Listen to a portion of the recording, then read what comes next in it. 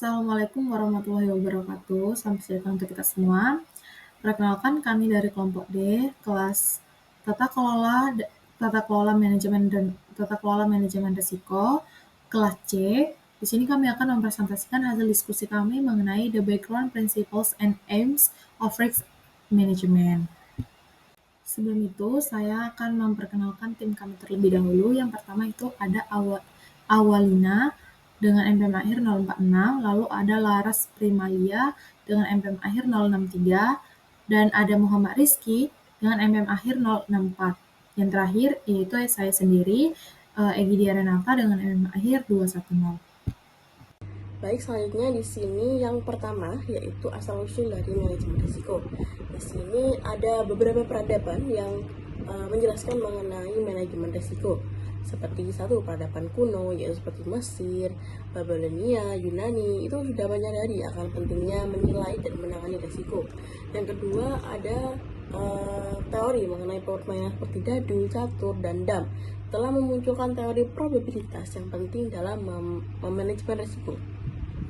Yang ketiga itu masyarakat gotong royong dan pemakaman di zaman Romawi kuno dianggap sebagai cikal bakal perusahaan asuransi modern.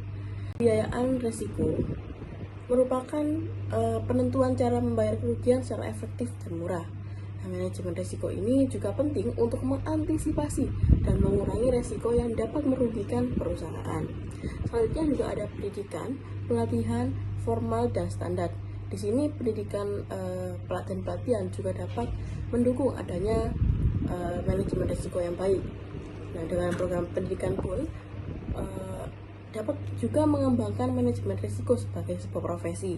Perkembangan pendidikan dan kualitas dalam manajemen risiko serta pendekatan regulator yang lebih terstruktur untuk menyebabkan munculnya standar manajemen risiko.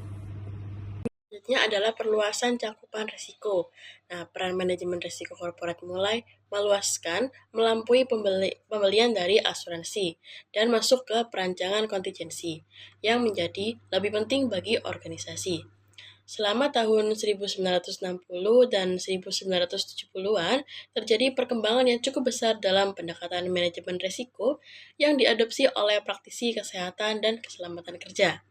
Yang kedua, yakni perhitungan risiko. Manajemen risiko adalah tantangan, membantu para pemimpin belajar mengambil lebih banyak dari risiko yang ada, dan menerima kegagalan, untuk berkinerja lebih baik daripada para pesaingnya. Sebuah organisasi harus mengambil lebih banyak risiko, tetapi risiko tersebut harus diperhitungkan.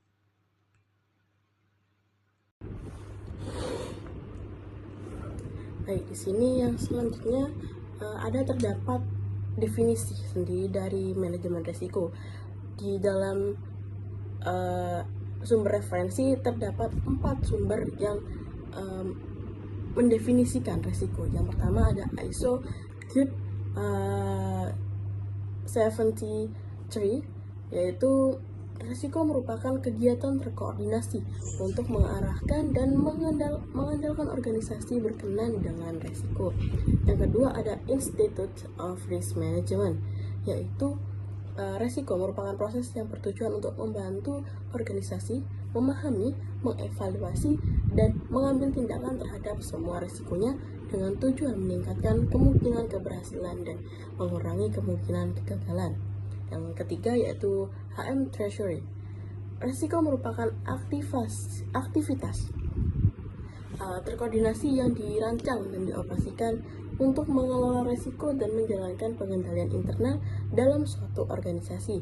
Dan yang terakhir ada London School of Economics, yaitu mendefinisikan risiko sebagai pemilihan risiko yang harus diambil oleh suatu bisnis dan risiko yang harus dihindari atau dikurangi, diikuti dengan tindakan untuk menghindari atau mengurangi risiko. Untuk definisi secara umum, manajemen risiko adalah disiplin ilmu yang terus berkembang dan berevolusi. Nah, manajemen risiko ini memiliki hubungan yang kuat dengan fungsi kredit dan pembendaharaan. Nah, dalam organisasi besar akan memiliki komponen manajemen risiko yang signifikan dan aktivitas mereka seperti pajak, pembendaharaan, sumber daya manusia, pengandaan, dan logistik.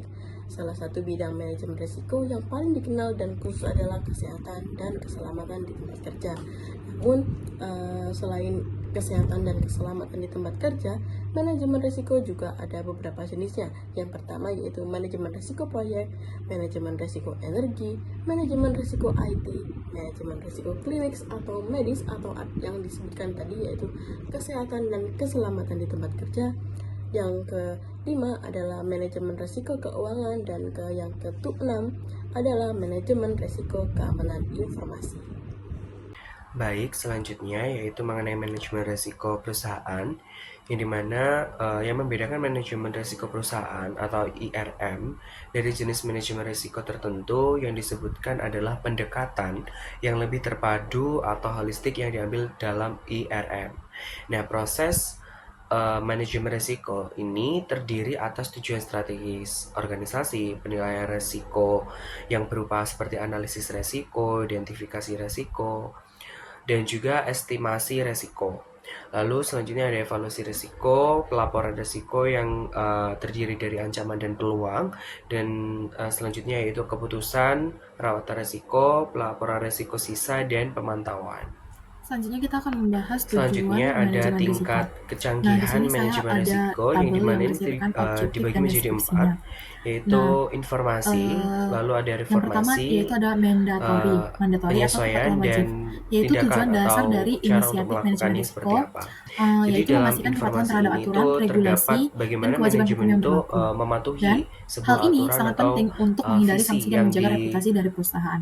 yang Yang telah kedua yaitu ditetapkan. Lalu assurance ada atau jaminan dan reformasi, kepastian. yang Nah, dimana di mana biasanya komite di audit dan reformasi dewan ini adalah dan dewan kesadaran dari perusahaan adanya memerlukan ketidakpatuhan kepastian dalam bahwa aktivitas manajemen menjalankan risiko dan sebuah kontrol internal visi berjalan sesuai dari standar yang berlaku, tujuan yang telah seperti ditetapkan. PACAB. Lalu untuk penyesuaian Lalu sendiri ini bertujuan adalah untuk sebuah meningkatkan tindakan untuk kepercayaan memastikan dan kepatuhan kepercayaan pemangku yang kepentingan berupa terhadap proses pengelolaan entah itu risiko. Yang evaluasi ketiga yaitu decision dan lain making atau sebagainya. pengambilan keputusan. Dan yang terakhir adalah Tentunya tindakan yang aktivitas dimana manajemen tindakan risiko ini harus adalah memastikan bahwa informasi bagaimana berbasis caranya risiko untuk tersedia meraih untuk mendukung pengambilan peluang keputusan.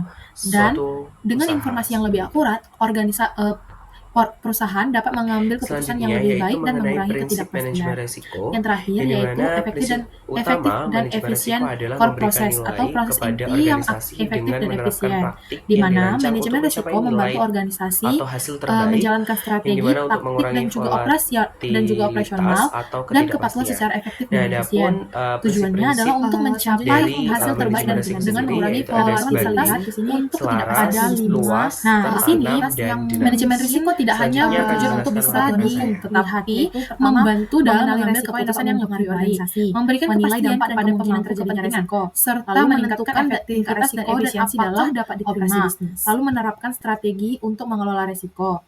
Dan yang terakhir yaitu menilai efektivitas dan strategi manajemen risiko secara berkelanjutan.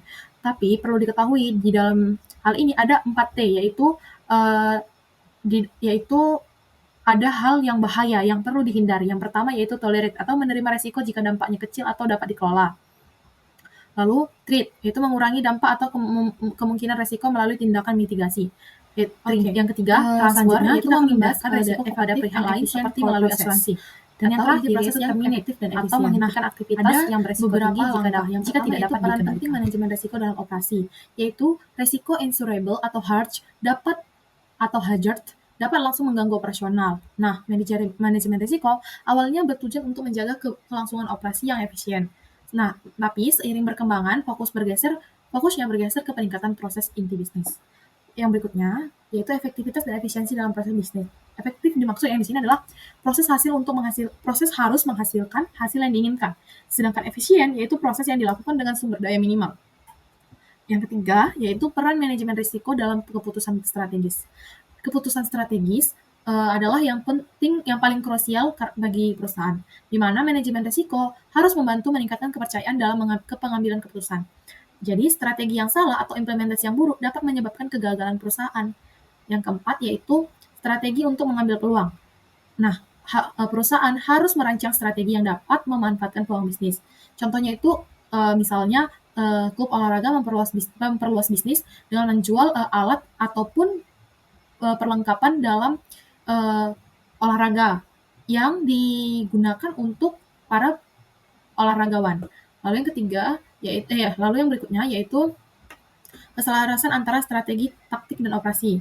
Nah, strategi, taktik, operasi, dan kepatuhan apabila salah, maka perusahaan tetap akan gagal meski operasionalnya baik. Jadi, kegagalan strategi lebih sering menyebabkan kegagalan perusahaan dibandingkan taktik atau operasi yang buruk.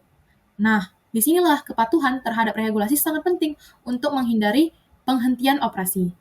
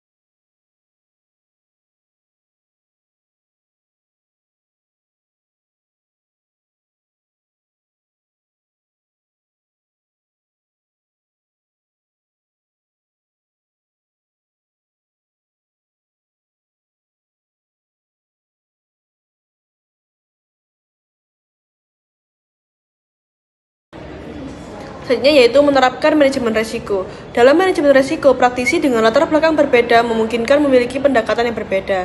Penting untuk memiliki pendekatan kolaboratif dan terpadu, bukan saling menolak. Tidak ada satu pendekatan yang tepat, melainkan berbagai gaya yang saling melengkapi. Organisasi harus menoleransi risiko bahaya dan juga investasi dalam risiko peluang untuk mencapai tujuan. Alat dan teknik manajemen risiko harus digunakan untuk mencapai hal-hal berikut. Yang pertama yaitu ada manajemen kepatuhan menyediakan tata kelola risiko. Yang kedua ada manajemen bahaya membuat hasil menjadi kurang negatif. Yang ketiga yaitu ada manajemen pengendalian mengurangi rentang kemungkinan hasil. Dan yang terakhir yaitu manajemen peluang memaksimalkan manfaat dari hasil yang mungkin. Manajemen risiko adalah suatu proses yang penting bagi keberhasilan suatu organisasi. Manajemen risiko melibatkan identifikasi, penilaian, dan juga pengelolaan risiko yang terkait dengan operasi, strategi, dan juga peluang. Tujuan manajemen risiko adalah untuk mengurangi kerugian yang terkait dengan risiko dan meningkatkan kemampuan organisasi untuk mencapai tujuannya.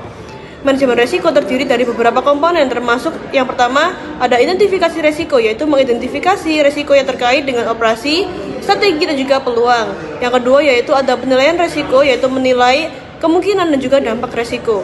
Yang ketiga ada pengelolaan risiko, yaitu mengembangkan strategi untuk pengelolaan risiko. Dan yang keempat yaitu pemantauan dan evaluasi, yang memantau dan mengevaluasi efektivitas pengelolaan risiko. Manajemen risiko juga melibatkan beberapa prinsip, termasuk yang pertama ada pendekatan berbasis risiko, yang kedua ada pengelolaan risiko yang berkelanjutan, yaitu risiko secara keberlanjutan dan juga terus-menerus. Yang ketiga yaitu keterlibatan semua pihak, yang melibatkan semua pihak terkait dalam proses manajemen. Dalam implementasi manajemen risiko perlu mempertimbangkan beberapa faktor, termasuk yang pertama ada dukungan dari manajemen senior dan juga dewan direksi. Yang kedua ada komunikasi yang efektif dan dari semua pihak yang terkait. Yang ketiga ada pengembangan strategi pengelolaan risiko yang efektif. Dan yang keempat yaitu pemantauan dan evaluasi yang terus-menerus. Dengan demikian, manajemen risiko dapat membantu organisasi mencapai tujuannya dengan mengurangi kerugian yang terkait dengan risiko dan meningkatkan kemampuan organisasi untuk mencapai tujuannya. Demikian hasil diskusi kelompok kami. Sekiranya apa yang telah kami presentasikan tadi dapat bermanfaat untuk kita semua. Sekian dan terima kasih.